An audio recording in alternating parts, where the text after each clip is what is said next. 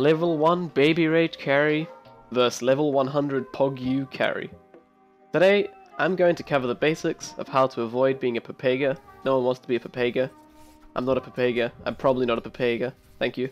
While playing the position 1, which is hard carry role, in your pub Dota games. So first, let's talk about the carry's responsibility in a game of Dota on the most basic level. So the carry's role is to use their farm priority to purchase items quickly and to scale faster than the enemy team. Heroes that are good generally in the position 1 back up this claim because their spells' effectiveness are directly affected by the items they have. So let's take Phantom Assassin as an example, since she is very prominent at the moment, so you see her in all your games. So she has 3 spells that effectiveness is based on her damage output. So basically building items, damage items on Phantom Assassin is very good, which you can obviously see. So Dagger is based on her damage, and also includes debuffs like Desolator and Basher. So if you throw a dagger, you got a chance to bash, it's pretty cool. Or it also applies the -7 armor from Desolator, and also the minus armor from your level 15 talent, which I would always recommend taking if you're going to get a Deso. Her second spell is mobility and attack speed. So on a carry that is given bonus attack speed from a spell, it's value to spend your money on damage items, because it not only amplifies the amount of damage effectiveness you're getting. Basically, if you have high attack speed and you buy a damage item, that damage is going to be used a lot more, and it's going to increase your effective damage per second. Which is why on a hero like Phantom Assassin, you can buy purely just damage items and rely on the attack speed from your second spell and your crit. Yeah, also her ult, her crit is very good with any damage items because it basically amps it. So compare that to a Jakiro, who even though you can arguably be built as a core with spell amp and veil and crap, it's much more effective. The hero is still useful with 0 items. He can still do his role, he can still put down his stun, he can put down his attack slow, he can put down his ult, he can zone, and he can do his role in the he can have his role in the game. He's going to do the same amount of damage to towers, basically without any items. He can do it with 0 items whatsoever. Obviously he's good with boots and maybe arcanes or a Yule Scepter to set up his stuns, or a Force Staff or Glimmer Cape to save his cores, but even without anything, a Jakiro can still do his job in a game of Dota. So playing as a Jakiro carry is just not going to work. Compared to like Anti-Mage, he does very well with the Battle Fury or farming items, because combined with mobility, it means you can just have an incredible farming speed, get tons of GPM, and just get your items, 5 minutes before the enemy core does, and you're just going to win the game in that time. So, let's talk about why you can't just have 5 farming heroes in your team. Well, farm on the map is limited, so normally your team will try and control about half of the map, and the enemy team will control the other half of the map. This obviously changes, and depending on where your vision's focused, depending on where their vision is.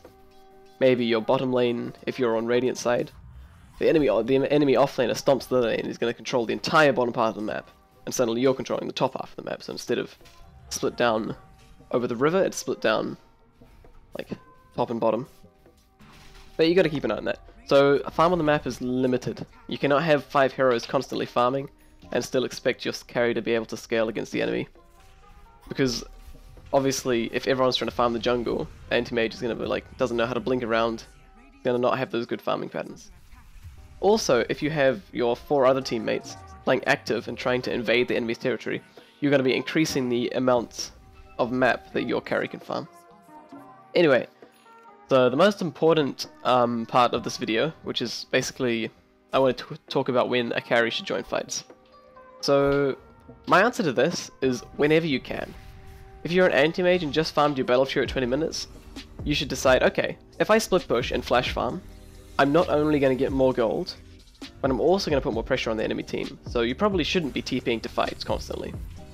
But if there is an enemy Skywrath Mage, with a 0 out of 1500 mana, and you can just TP in an ult and get a free kill, and win the team fight your team, of course you're going to take that. So you have to constantly analyze this, the situation. Don't just split push because you're an Anti-Mage with a Battle Fury, and don't just join fights because your team's shouting at you.